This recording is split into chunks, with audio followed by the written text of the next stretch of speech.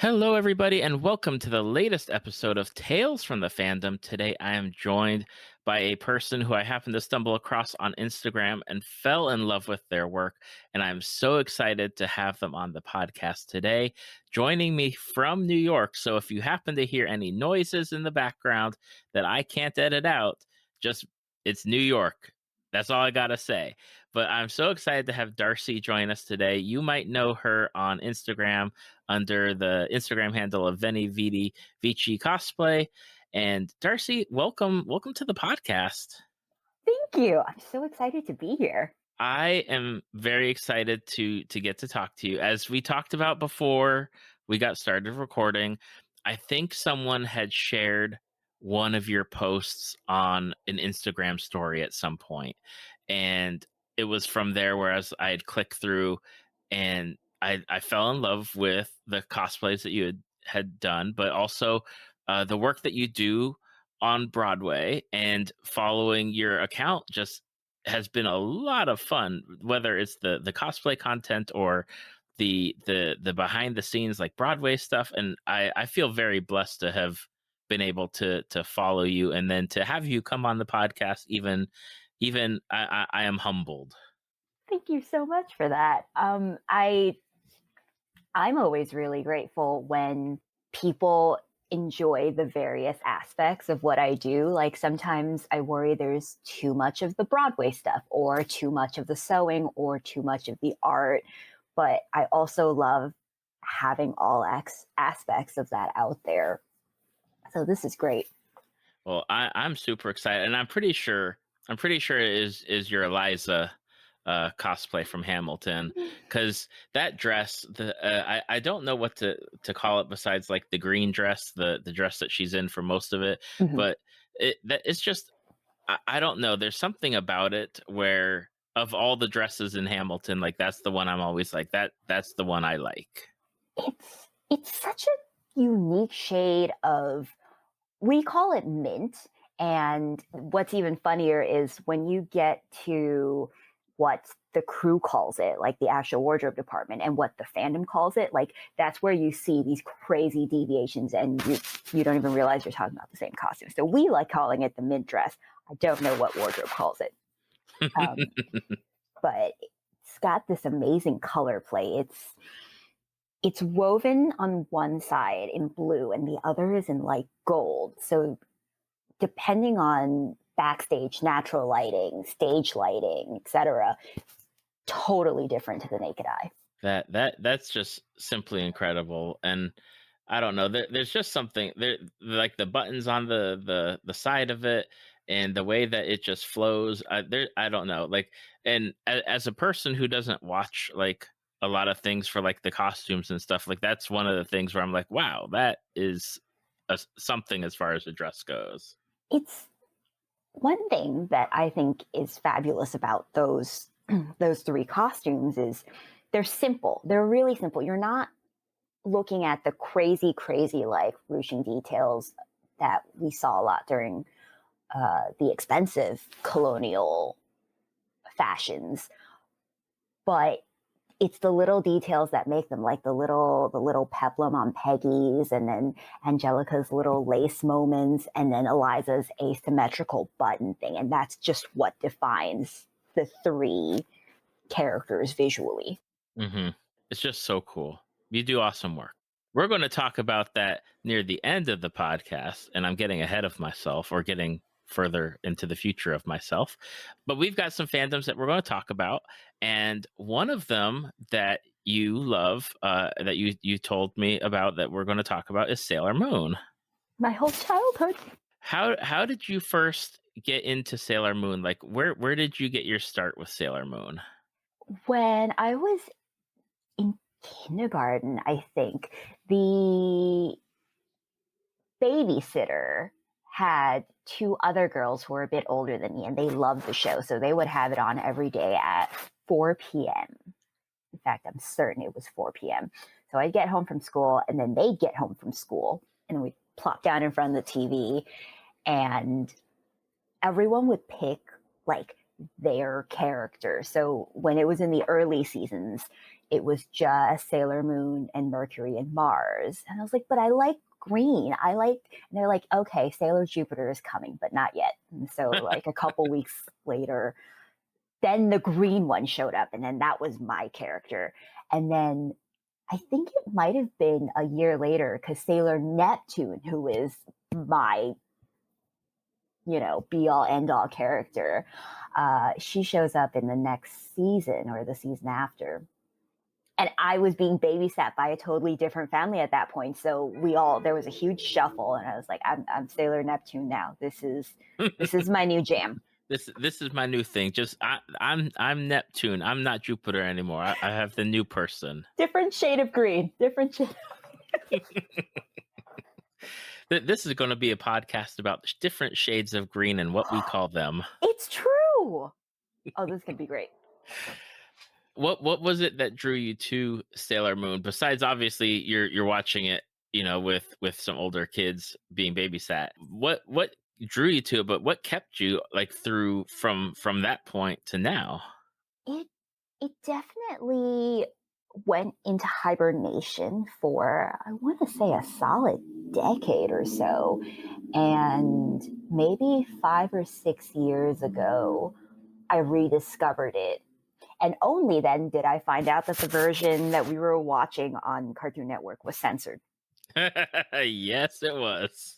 So many revelations. I didn't even know that the seasons continued, because when you're 5 to 8 years old, TV is just TV. So you don't know about reruns or seasons or episodes or season finales, or that when the characters had really dramatic, like, passing out moments, that they were actually canonically dying, even though you knew they were coming back.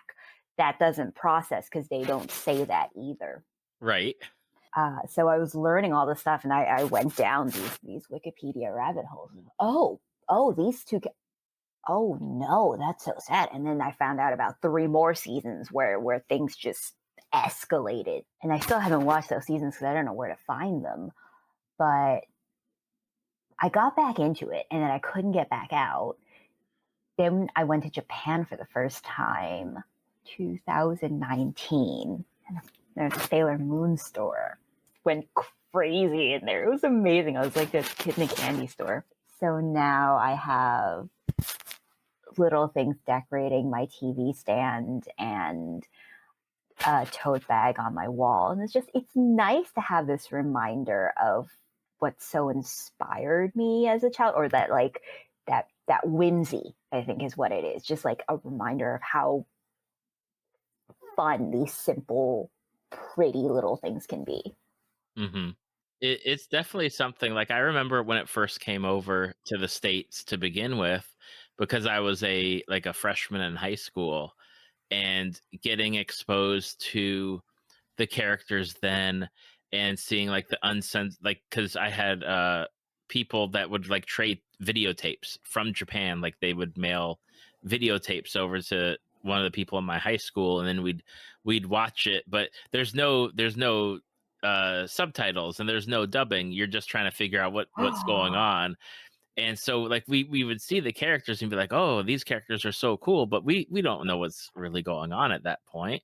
But it's definitely a fandom, and I've talked about it at length with a number of different people on the podcast, where it's amazing to see how long and how influential Sailor Moon has been ever since the mid 90s when it came over to America. Like, it's still going. They have Sailor Moon Crystal now. Mm-hmm. And they had, like, in Japan, they had the live action Sailor Moon TV series, and they have the stage plays, and they have like, you went to the Sailor Moon store, and it's just wonderful to see that this fandom, all about, like, before My Little Pony Friendship is Magic, there's Sailor Moon, all about friendship, essentially, because, like, they give their lives in one season to save the world, essentially. I think about once per season, we just kill them all off and then bring them back. And that's why, as a child, it doesn't really process, because as the core main characters, They can't stay gone. That's right. You can't kill main characters. What are you talking about? Sailor Moon's There's not going to stay dead. That's not how this works. And she's 5 years old. No one dies forever. That's right. Because Sailor Moon exists in the same way comic book characters exist. No one dies forever. They always get brought back. Exactly. What is it about Sailor Neptune that besides the color, what is it that you're drawn to for her? I'm sure it's evolved a lot over the years, but I think the constant is also she's just so pretty and elegant, and she's an artist and I'm an artist. So I've never been a violinist, but I've always wanted to be a violinist, so that counts. And I don't know, it's one of those times where it just resonates, and looking back on it, I couldn't pinpoint any specific thing. Like even something as simple as the design of her transformation wand, the crescent of it, that speaks to me. The flowing blue hair, and then the fact that she's so girly, but she's such a stone cold badass too. Yes. And I didn't know that I loved that as a kid, and it's a thing that I found out about myself later on. It's like, I want to be a badass and be really girly too. So it's just, maybe it even helped mold who I became. We'll never know. Well, that's really awesome. I like that you bring up the, you can be girly and also badass. Like, because there's nothing stopping anyone from like doing both. And especially like, I know that I go through your Instagram on occasion, and there's like this side by side where like you are cosplaying as her, and on one side she's wearing like a yukata, and then on the other side is like she's in full transformation, but she's got like this face that would absolutely like kill you, like just like she's got like that grim, determined, I'm going to like whoop you right now face. I feel that in my bones, and I didn't even think about that juxtaposition when I posted that, and I'm so happy you brought that up. You're right. She's like a different person after transformation, though. Like, still nothing really changes, but just different modes of her.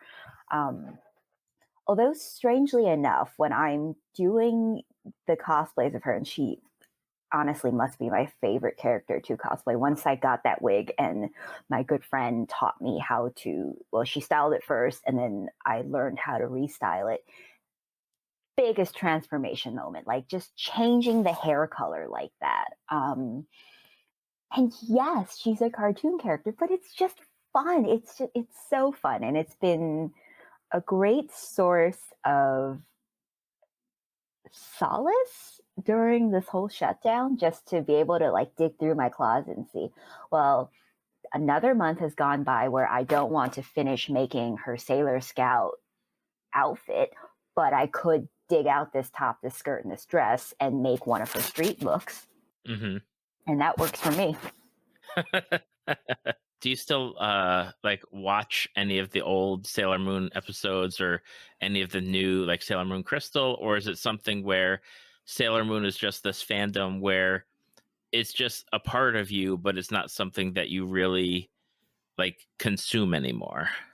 Oh, that's another really good question, because it's sort of the latter. I found that I think both series are on Hulu last I Mm-hmm. checked. Yep. And I was going to just do a full binge, start from the beginning. But I didn't have the patience to wait for my beloved Sailor Neptune to show up.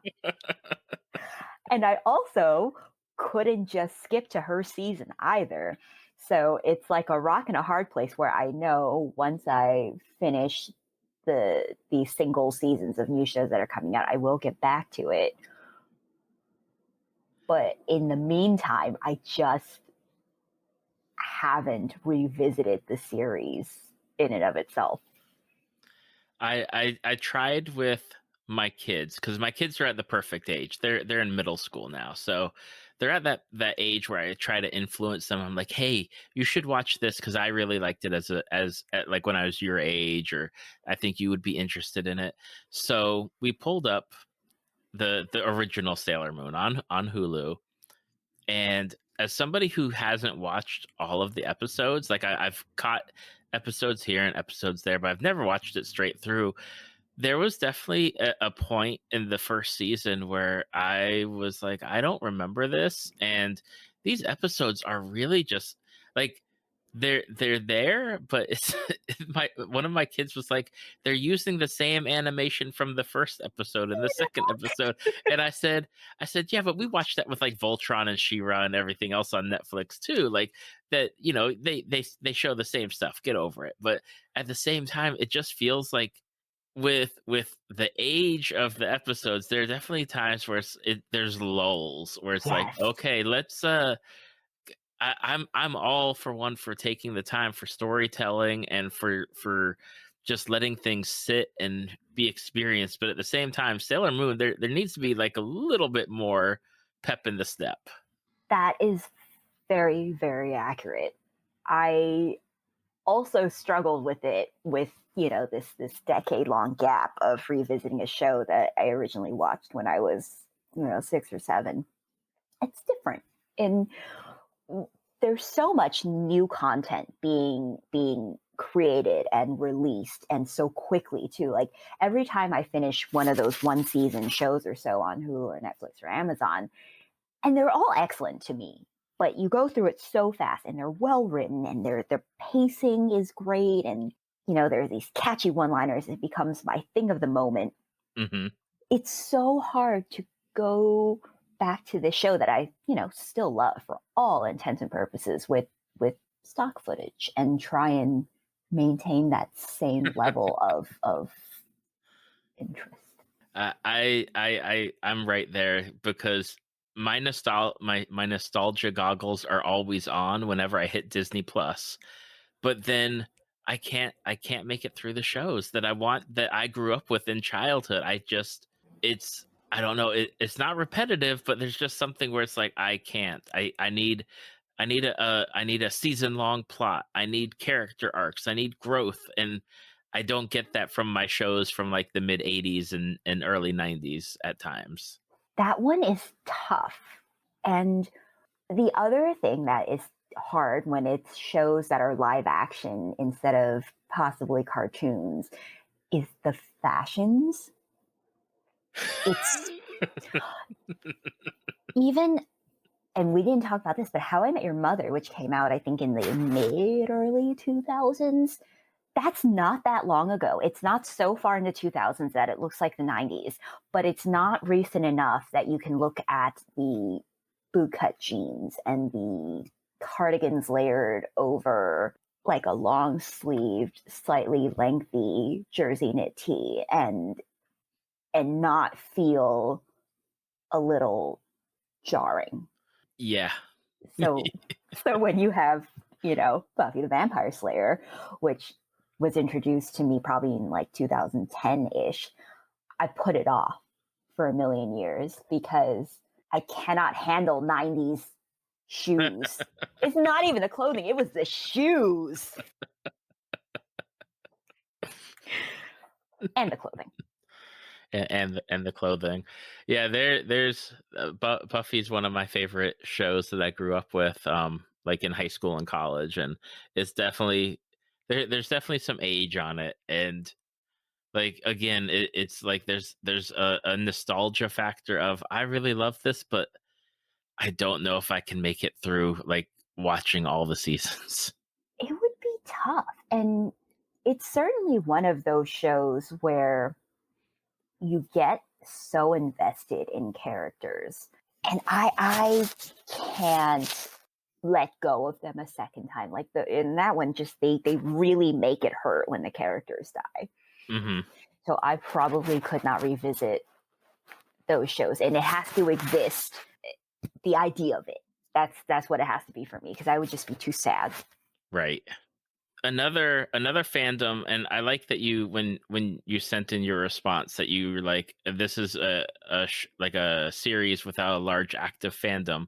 I like that you mentioned that because I don't think there's a lot of people kind of like, oh yeah, that's a fandom, but I think that the world that was created is something that's really interesting, and I'd like to kind of know more about it at a certain point. But we're going to talk about the two movie series from Quentin Tarantino, Kill Bill.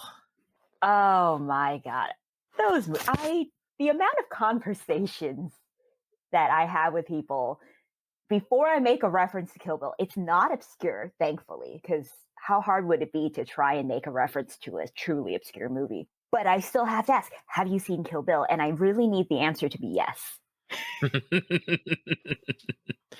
What is it about Kill Bill? Like I need to know. Like but and I hate that my question comes out to be what is it about Kill Bill, but that's basically like I kind of need to know more. Like what drew you to it, or what is the thing that has got you so into Kill Bill? I wish I knew. Now there's another set of movies that I probably watched earlier than I should have, but it was Lucy Liu with a sword. Actually, no, the way that the trailers were marketed, it was a whole bunch of women with swords and like giant. It was a giant chain mace ball that Hmm. was her weapon. Uh, but women, Uma Thurman's character and then Vivica A. Fox's character, but specifically Lucy Liu, because this was I was a '90s kid. We didn't have what we have today, and what we have today still isn't what it could be. But so Lucy Liu was our girl. She was in Charlie's Angels, and then she goes on to be Oren Ishii, this kimono wearing, sword wielding, again, badass character. So I was allowed to watch that movie at however old I was when it came out because it was Lucy Liu, and there is a Lucy Liu exception. So she's, of course, my favorite character. And then beyond that, the movie is so quotable. It's it's fun and over the top, and it's another thing, just like with the Sailor Neptune thing. I wish I had the answer of exactly what it is, other than like a 20 item long laundry list of tiny things that come together to just resonate with my little soul. Hmm. Just that little part of me, and I can't put my finger on it, but here's 20 other things. With when I remember when Kill Bill came out, because we all saw it in theaters and everything. I enjoyed the first one, and I don't know whether it's just like I maybe the first one's the stronger one, or I like that there was like the risk taking with like Oren's backstory and the way that it was animated, and in like the multiple different styles, or the music in the first one. Like I tend to watch the first one more so than I'll watch the second one. I think the second one is just like I try to I don't want to label it like as a spaghetti western, but it's definitely got like that western slowness and feel with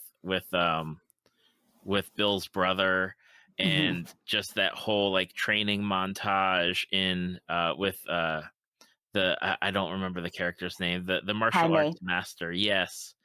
And like it's just got that, it's got that again, the slowness to it, but I definitely favor the first one over the second. Definitely same.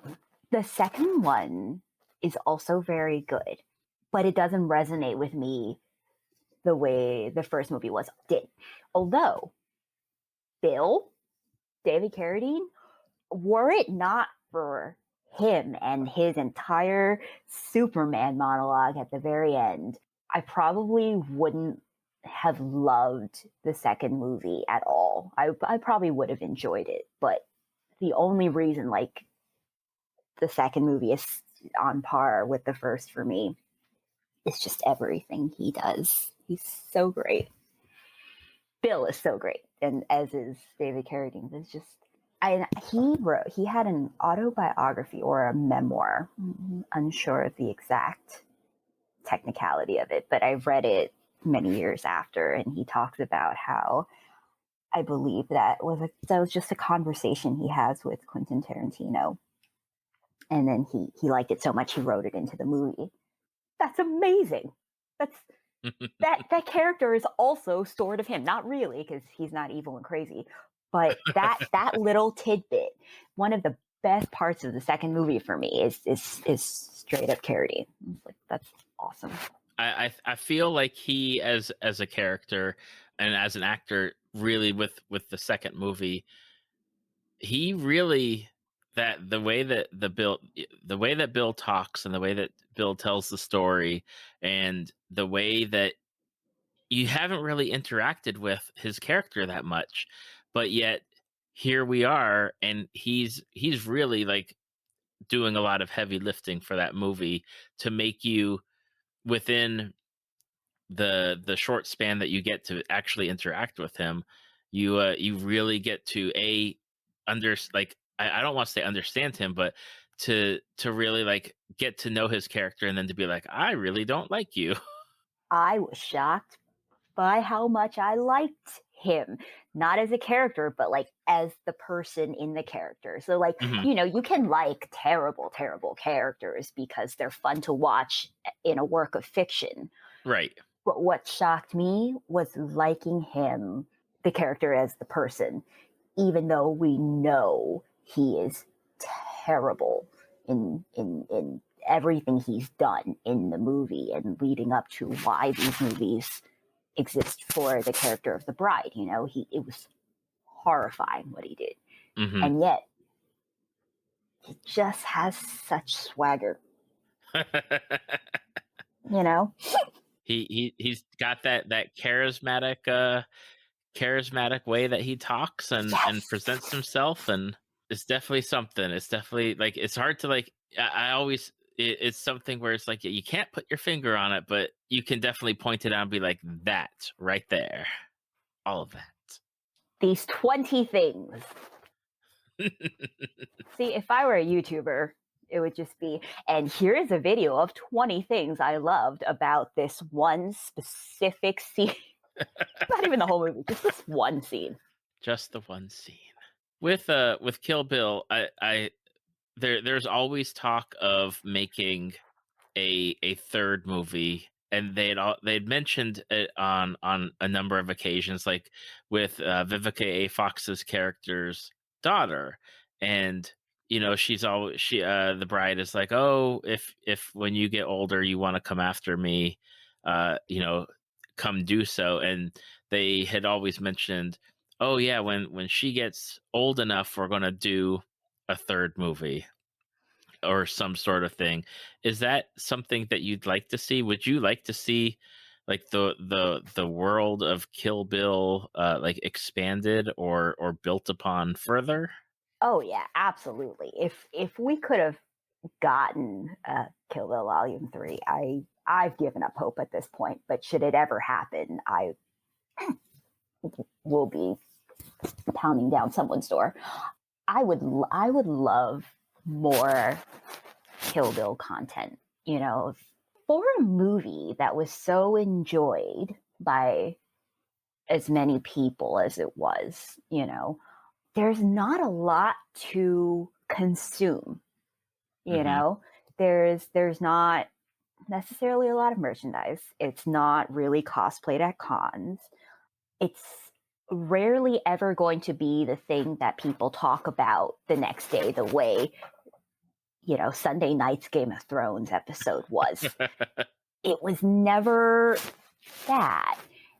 And I think that's why, on top of just actually having a Kill Bill Volume 3, I would love to have it be the topic of discussion again. I just want someone to geek out over it with.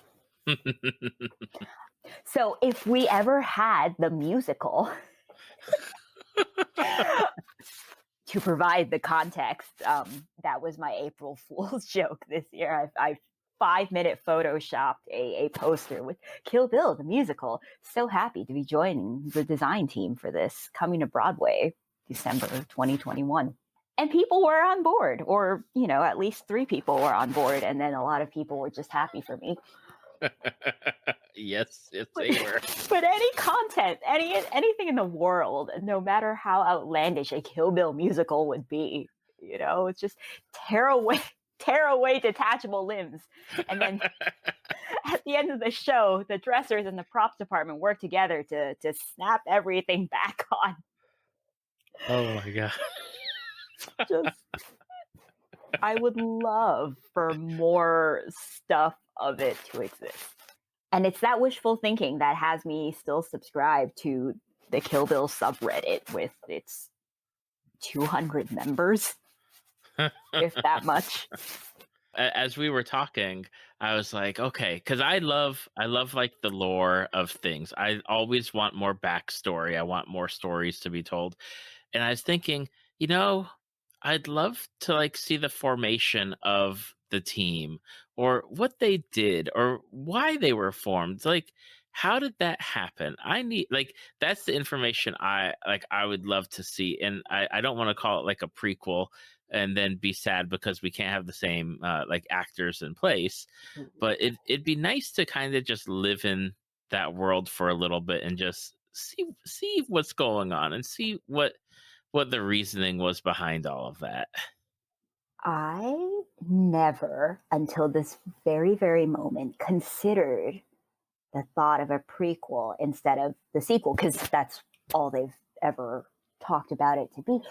But number one, a prequel, and since we're living in this world of make-believe now, an entire series, 6 seasons and another movie of just how the team came to be and their history with each other and their interactions, and another assassin show.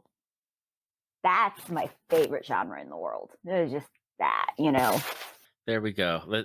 We got it. So we're putting a lot of things out into the universe right now. So let it be. See, now I want a thing that I never knew I wanted until now. And when 2015, and that was the year they said, okay, 2015 came and went, and I've sort of forgotten about it, but sort of not, because it's like, hey, maybe he's had it up his sleeve this entire time.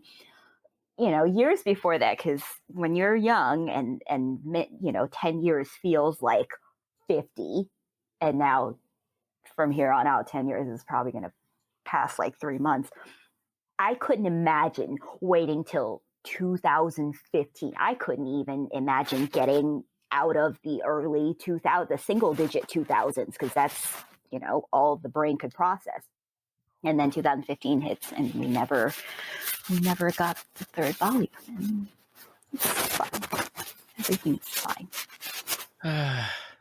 Fine. Dear Quentin Tarantino, please listen to this podcast episode when it comes out. We have something to discuss with you. Let's at least make the musical happen, because, then you can be like, ha, look, it really does exist now. It still could, We have had stranger things become musicals, and successful musicals at that. And you and I have now provided the perfect segue into our next topic, which is Broadway, the place that I have not really been much to, but you have. And I guess my first question is, because it's something that I've been waiting to ask since I reached out to you, because I didn't want to. I didn't want to Google it, because I don't know if it really would come up in Google. But can you tell me what you do as a dresser? But then, what's a track? Because I'm very like I to people that are listening, like, I follow Darcy's Instagram, and you talk about like your tracks that you're on for the different shows that you are participating in, but I never wanted to be like that guy of what's a track, like, but here I am, and I just want to know. It's an excellent question, because with every single industry out there, there is specific language and wording that means something super specific or super random. And another one is a swing, that's not That's not in everyone's everyday vocabulary with that meaning either. So a track is the cues you follow throughout a show, the routes you take, the actors you dress, the costumes you preset, take off, and reset.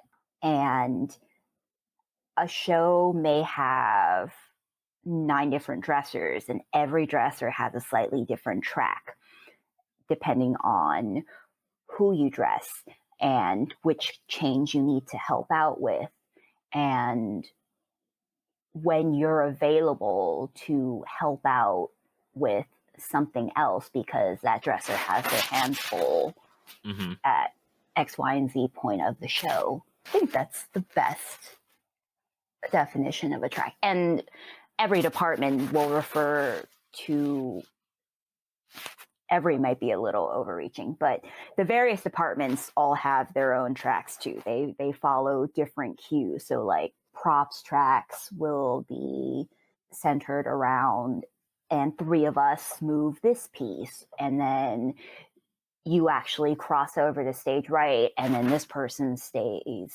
stage left, and it's just your movements and your actions and your cues.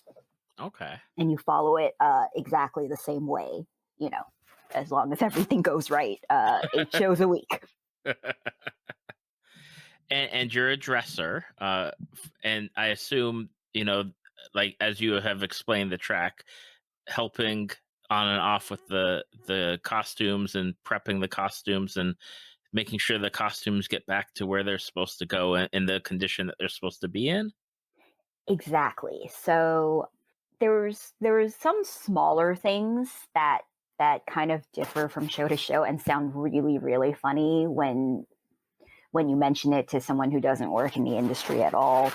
But for the most part, like the overarching job description and the details of it are, we take care of our performers and we take care of the costumes. So we'll check closures. We'll make sure every third snap is undone for a tearaway. We will fold everything just so that they can run off stage, throw the jacket on, and then immediately go back on stage. We'll check that the shoes are safe. We'll make sure nothing is torn, and then set 10 quick change baskets of costumes. And that's how we travel everything from the change booth and the storage area to the on-stage area, and kind of just tuck baskets away. Like when you get a set of notes, when you're covering someone else's track, you'll get these notes, and it says, you'll take this basket and you're just going to set it on this set piece for now, but when you come up later, you're going to have to move it because that set piece needs to go on stage, and then things like that. Maintenance, when they come off the actors, we make sure everything's good, or we'll throw it into laundry if that's the schedule, or we'll put it on the repair rack to make sure whatever went wrong with it is taken care of. Mm-hmm. How did you get into the world of Broadway? Costumes. It was always the costumes for me. I just loved clothes. I was always meant to be a costume / fashion / designer person. That was always my universe. So when you have the really ornate costumes that you see in movies, because that's the most easily consumable, and then movie musicals open you up to the world of Broadway musicals, and then it just kind of spirals more aggressively until you find out, it's like, wait, there's a job that exists where I just play with these costumes. And when I say play, it's a lot of really delicate repair work, and sometimes maintaining costumes that have been on the stage for several decades, depending on the show that you're on. Mm-hmm.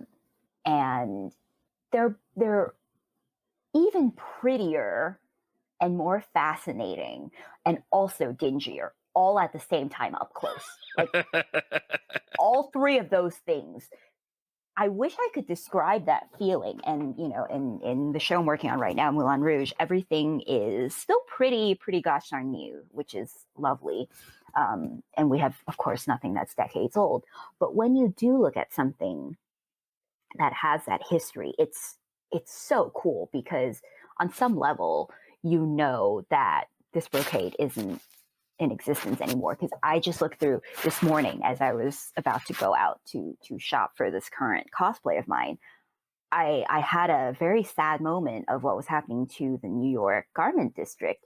So many of the swatches that I had taped to business cards were for businesses that no longer existed.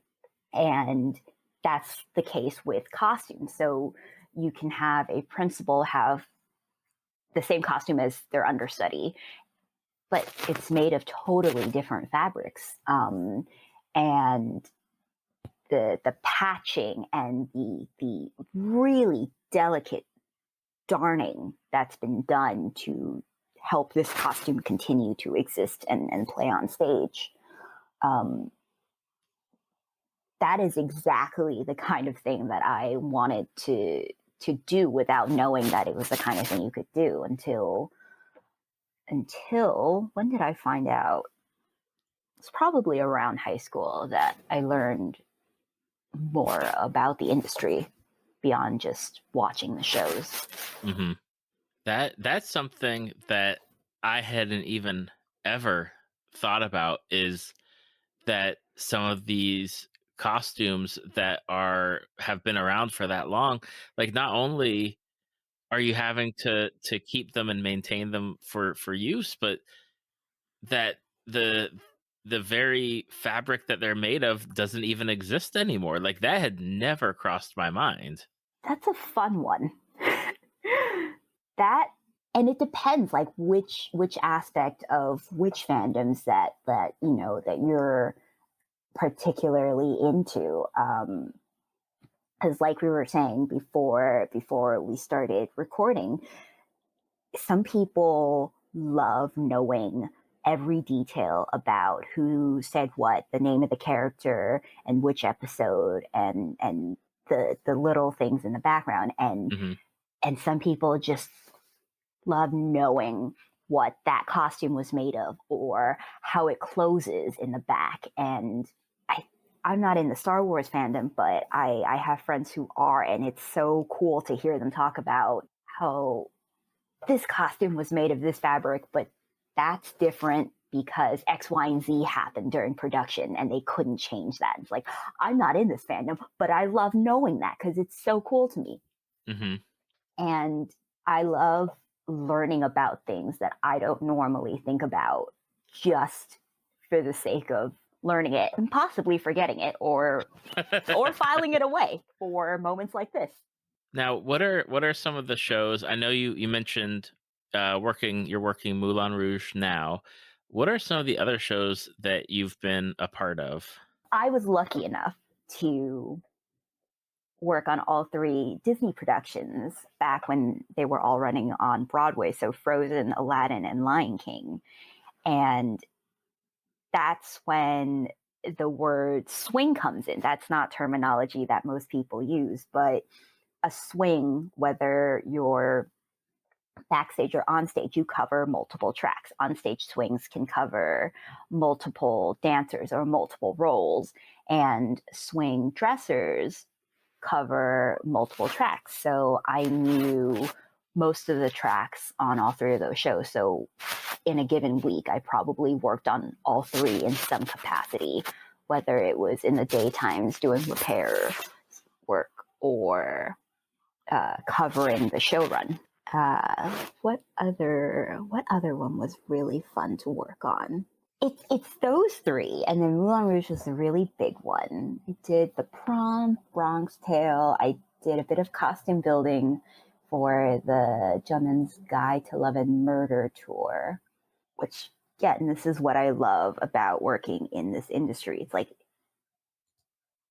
it's amazing to be able to work with something that you love, because even on the hard days, which exist everywhere, the little sense of wonder and passion for it still keeps you going. And then, of course, the paycheck. But sometimes you need to love it. You have to love it, you know? For people like me, for example, I'm not much of a person that gets to see like Broadway shows. When I lived in New York for the very short time that I did, we went and saw, you know, a show here or there, but it wasn't anything where we got to go to experience it a lot. What are some shows out there that you would say, you know what, if you get a chance, you should watch this show? Hmm. Well, thankfully, Hamilton is now on Disney Plus, and it's very accessible because it's great that people can actually see this show that was so hyped and so talked about and actually watch the choreography, look at the costumes, experience these performances, and listen to the songs all in the actual package, just short of live theater, which can never actually be replicated. Hmm. But this is something professionally filmed that anyone can get the taste of Broadway from. So that's on the end of the spectrum that is very accessible. Everyone can see the original version of it too, because then you get into filmed concerts like the Les Miserables concert. They were staged differently. They are done in an adjusted concert format, so it's not the original staging that Hamilton was filmed Hmm. with. And I'm always a fan of people experiencing theater as close to the opening night version, we'll call it, as possible, because there's something so cool about what was frozen. So after weeks and weeks of tech and previews, this is the version that they settled on with this staging and those costume changes and those particular earrings, you know, just these choices.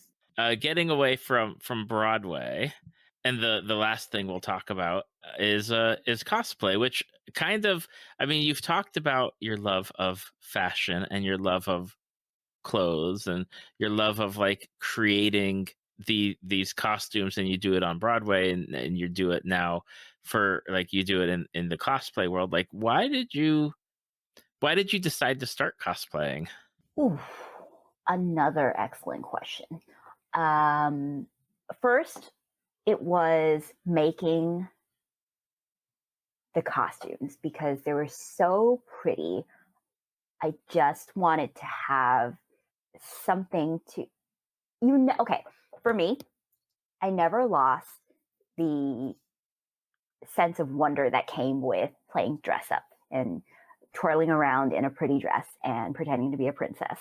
And once I got back into wanting to dress up for Halloween, I started making my own costumes. But the most recognizable one that I've made is Uhura's costume from Star Trek, which was the greatest Halloween ever.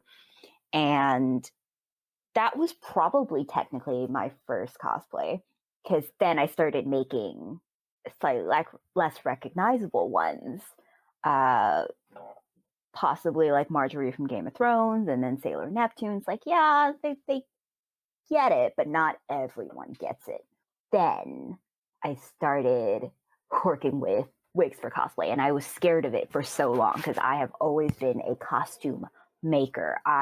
If I could go to conventions and only wear the pretty dress that I made, I would be happy. But I'm also a perfectionist with it as much as I can be. And it's just not right to cosplay as Sailor Neptune and not have teal hair, you know? Hmm. It doesn't make sense in that case. So there are so many levels of cosplay. Like you can buy your costume and wear it to the convention. And as long as you're having fun, it's all good. And then you can go the next level up. Like you've made the costume and you've styled your hair, And then there are the people who make the costume and mold the pieces and 3D print the jewelry and get custom wigs. And there's just I'm like probably somewhere in the middle, but it's just fun to keep playing dress up and not have it be limited to Halloween. Absolutely. I know you mentioned a few cosplays that you've done, and if people go to your cosplay Instagram, they'll see wonderful pieces that you have created. How do you choose or decide which characters you're going to create? Is it more that you connect with the character? Is it more, and especially in your case, is it that you like the design of what you're looking at and you want to replicate it on your own? Is it like a combination of the character and their costume? Like what draws you to the pieces that you do or the characters that you do? It differs a lot depending on anything, really. Because now I'm mentally going through all the cosplays that I've just kind of dug out with. So with the Hamilton costume, it was because the year I made it was the year it came out, and it was such a beautiful shade of green, and it was just long enough ago that seeing an Asian person play a lead role on Broadway was still a gigantic deal. So it was nice to not have to think about the hair not being accurate, just something like that. Hmm. And then you have a character like Marjorie Tyrell from Game of Thrones, and her character speaks to me. She's so smart and so also girly and pretty and fun and compassionate, as far as she wasn't the worst character on the show. Let's put it that way. She was decent by the standards of that show. She was a decent person. Right. And the costume was beautiful. So with all of that, it's they were pretty or the character resonated with me, but mostly I had to want to make the costume. Hmm. Is there a costume where you point to and you're like that is my favorite, like that's the one where I'm going to say that is my piece that I have created, that's my cosplay, and hold it up as like your favorite that you have done so far? Ooh, it's gonna be an obscure one. There is this character in Les Miserables, the original Broadway version. He wears a red vest. It's military style, so you've got all this really intricate gold braid that takes 10,000 years to do. And for some reason, I made two because someone, after seeing mine, commissioned one. And to this day, I cannot believe I did it twice because that was the most horrifying costume making process of all time. But that is my favorite costume because it's a dude. It is a dude, and in the books he's like blonde. But this was also the heyday of hipster versions of X, Y, and Z character. And I was like, I got it. I got it. I'm not gonna wear a wig. I'm not gonna take off my glasses. I'm not gonna pretend to be a dude. I have the vest, the shirt, everything accurate, and cute boots though. Everything accurate but me. And that's my favorite because it was comfortable to walk around in too. I'm reading your Instagram post from here that you had to lay out and stitch down around 100 buttons sewn by hand. And the crazy thing is, I hear that and I'm like, it couldn't possibly be 100, but it was 4 rows of 20 something, and that math checks out. Sewing down the braid wasn't even the worst part. I forgot about the buttons. That was the worst part. I counted as 34 on each side, so it's 68, but I you did it know, twice. you did it twice. So you did oh gosh, higher math. 68 times 70 minus 4, 160, 166 buttons. Oh my gosh, that was It's a beautiful piece, and uh, your in your description, your mom asks if the gold braid came as a giant applique that you could just put on, and that would be my question as the New York City sirens are in the background. That that would be my question: is you just can't you just like smush it on there? Like it doesn't work like that. I I I thought we were going to get away with no sirens. It was going so well. Just gonna keep going. It's okay. It's New York. You keep going. I will keep going. They're not gonna stop me. That's right. You would be surprised by how much stuff comes kind of prefab, but that is I don't have necessarily the time or the budget or the know-how, and I've done it before. I am not an embroiderer, certainly not with the computerized machines. So I'm happy to source appliques, but some people have the machines and will create their own appliques. And for that reason, it doesn't surprise me at all the stuff that exists that you could find that's close enough or really perfect or tells the right story or has the same energy. And sometimes you look at a costume, especially if it's non-animated and has a very specific real life look to it, and you're like, I don't really agree with that choice.